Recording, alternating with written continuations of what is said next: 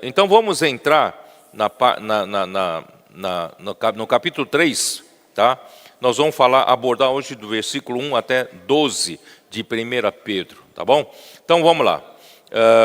O contexto, né, começa, na verdade, de 1 Pedro capítulo 2, versículo 11, onde Pedro exorta aos peregrinos e forasteiros a terem um procedimento exemplar no meio em que viviam.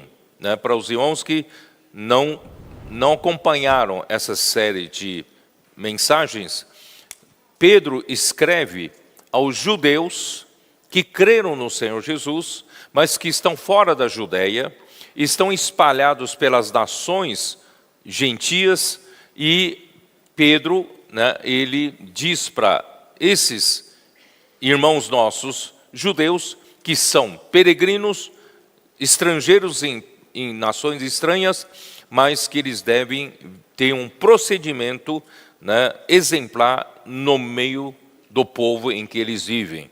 Aí também a questão do casamento também é uma espécie de um procedimento que mostra se você vive pela vida de Deus ou você não vive pela vida de Deus. Você, né? Vamos lá, vamos ler. Eu acho que aqui diz assim, capítulo 3, versículo 1. Mulheres, sede vós igualmente submissas a vosso próprio marido, para que, se ele ainda não obedece à palavra, seja ganho, sem palavra alguma, por meio do procedimento de sua esposa, ao observar o vosso honesto comportamento cheio de temor. Irmãos, eu quero chamar a atenção aqui se o seu marido ainda não obedece à palavra. Presta atenção nisso, tá? Isso quer dizer o quê? Quer dizer que a mulher, a esposa, obedece à palavra. Estou certo ou não? Se o seu marido ainda não creu no Senhor Jesus e ainda não obedece à palavra, tá?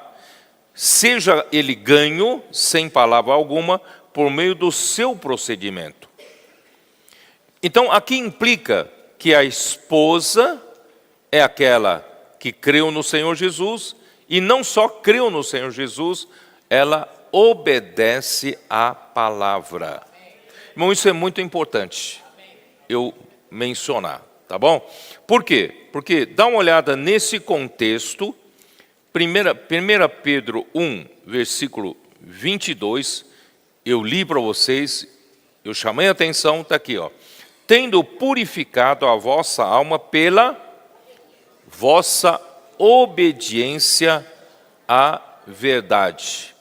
Então, o que faz você ter realmente um procedimento que é exemplar no meio das pessoas é a sua obediência à verdade.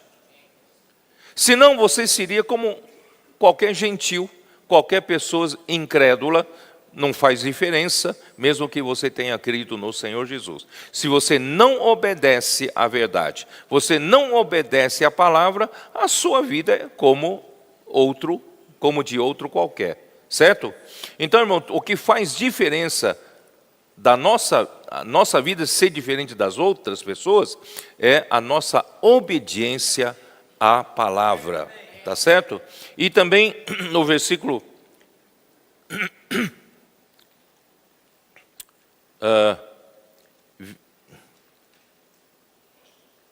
por que não dá obediência à palavra? Porque não foi regenerado, né, versículo 23.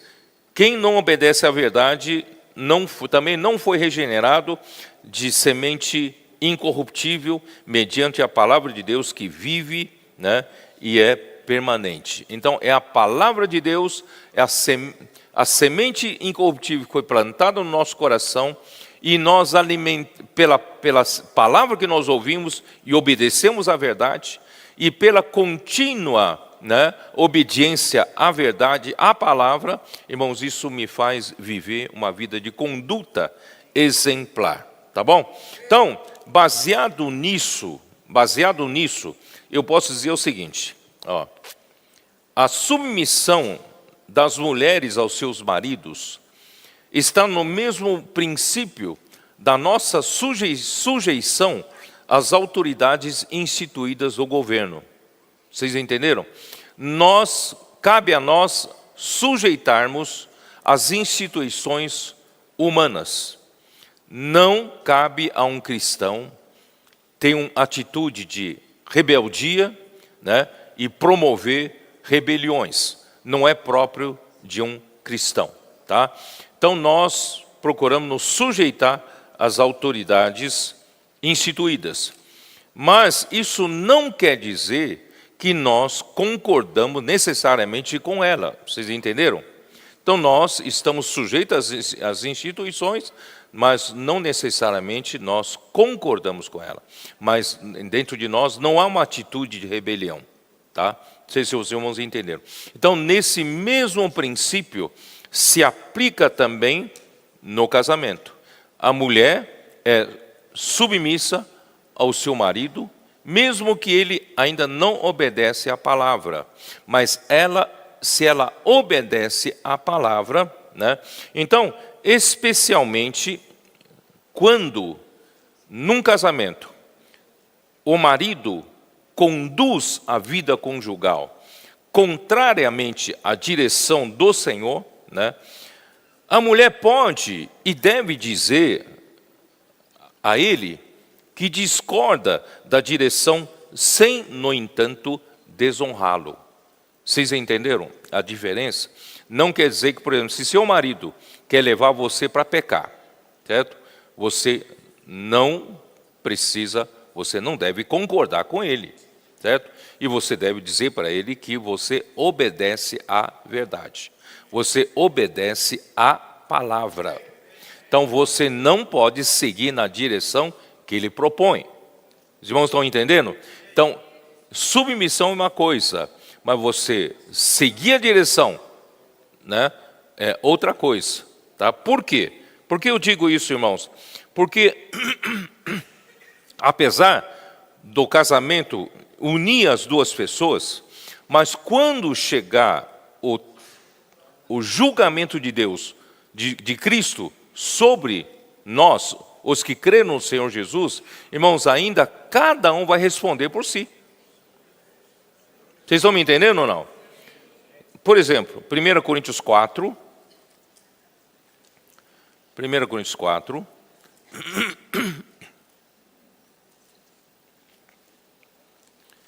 versículo 2. Ora, além disso, o que se requer dos despenseiros é que cada um deles seja encontrado fiel. Quer dizer, Deus vai julgar cada um. Cada um. Se o seu marido te leva para um caminho errado, você não deve ir, porque você ainda vai responder individualmente diante do Senhor pelo o que você faz. Entenderam? Então, e versículo 5. Portanto, nada julgueis antes do tempo, até que venha o Senhor, o qual não somente trará à plena luz as coisas ocultas das trevas, mas também manifestará os desígnios dos corações. Então cada um receberá o seu louvor da parte de Deus. Então, cada um responde por si. 2 Coríntios capítulo 5 fica mais claro ainda, versículo 10, como diz. 2 Coríntios capítulo 5, versículo 10. Porque importa que todos nós compareçamos perante o tribunal de Cristo, para que cada um receba segundo o bem ou o mal que tiver feito por meio do corpo. Então, cada um vai responder por si o que cada um fez enquanto esse corpo estava vivo. Vocês entenderam? Então, cada um vai responder. Você não vai poder um dia dizer para o Senhor, mas o meu marido me levou para o mau caminho. O Senhor vai falar, não, você ainda responde por você. Vocês entenderam? Então, nunca tenha uma atitude de rebeldia, nunca tenha uma atitude de desonrar seu marido, mas você pode dizer claramente a ele que você não concorda da direção que ele está levando, né? Porque você responde pelos seus atos diante do Senhor. Tá? Então isso também, irmãos, deixa um pouco... em Paulo também fala em 1 Coríntios 7, nesse mesmo princípio. Né? 1 Coríntios 7, versículo 13. A mulher que tem marido incrédulo, e esse consente em viver com ela, não deixa o marido. Porque o marido incrédulo é santificado no convívio da esposa, e a esposa incrédula é santificada no convívio do marido crente. De outra sorte, os vossos filhos seriam impuros, porém agora são santos. Mas se o descrente quiser apartar-se, que se aparte, em tais casos não fica sujeito a servidão nem ao irmão nem à irmã, Deus os tem chamado à paz.